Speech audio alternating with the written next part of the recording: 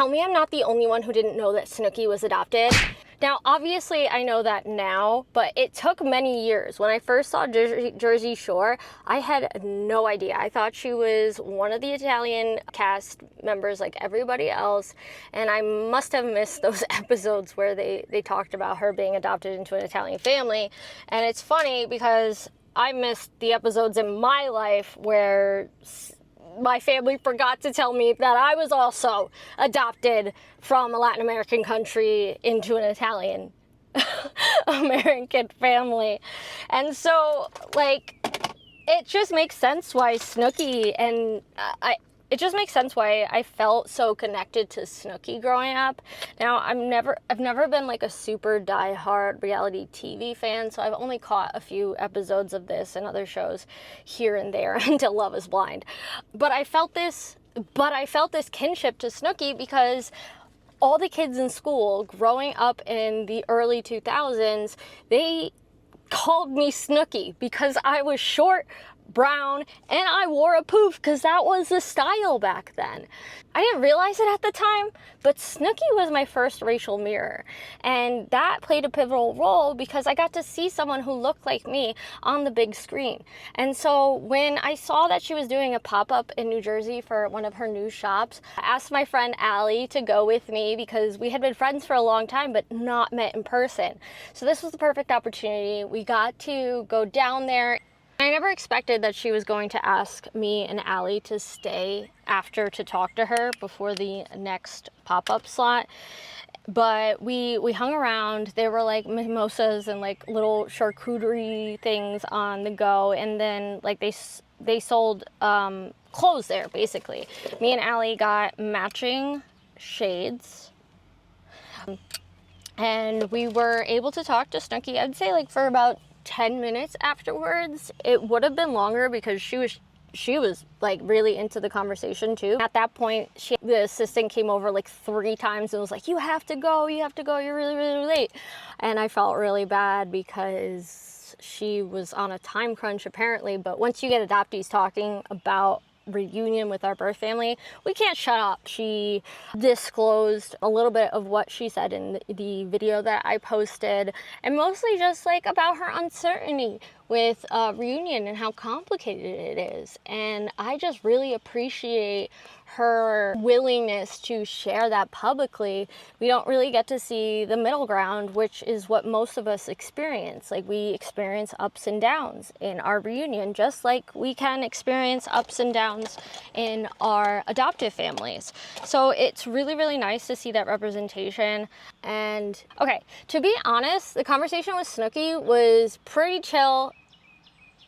My conversation with Snooki was kind of unremarkable, as in it seemed like a conversation I could have with any other adoptee, because there are so many of us with varied experiences who have had complex feelings, who feel an obligation to our adoptive parents and just can be very confused and frustrated and sad through the journey of reconnecting with our birth family. So in that regard, it really wasn't anything mind-blowingly new, but it's really refreshing seeing someone like that in the spotlight who is being open about the complexity of reunion, instead of just showing the usual like perfect Hollywood happily ever after, you found your birth mother or you found your long lost sisters. And Snooki absolutely, you can tell, she absolutely adores her adoptive family.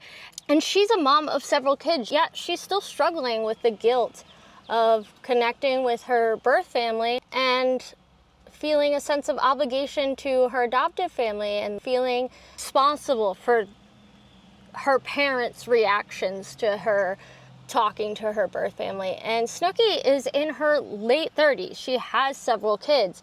This isn't like a young teen or someone like in their early 20s who is just getting started in life, who's confused about everything. You know, she's settled. And to show how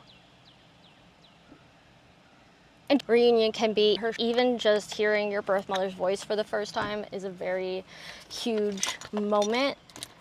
And I just And it just took me back to when I heard my birth mother's voice. And one of the most heart-wrenching things I had ever experienced was hearing my birth mother cry, and just her apologize, and the guilt she felt for placing me and my sisters for adoption. She didn't have any other options.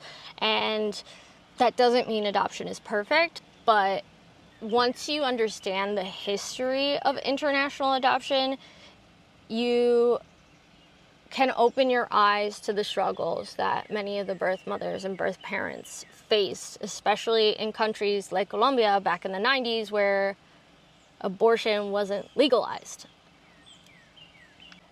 And now I did ask Snooki if she would be willing to come on my podcast and talk about it, and she said she would, but unfortunately I didn't have a business card, so she said to reach out in her DMs. So if you guys can just tag her below to remind her if she still has the time, I would really, really love to have a chat with her, because I feel like we could go into this forever.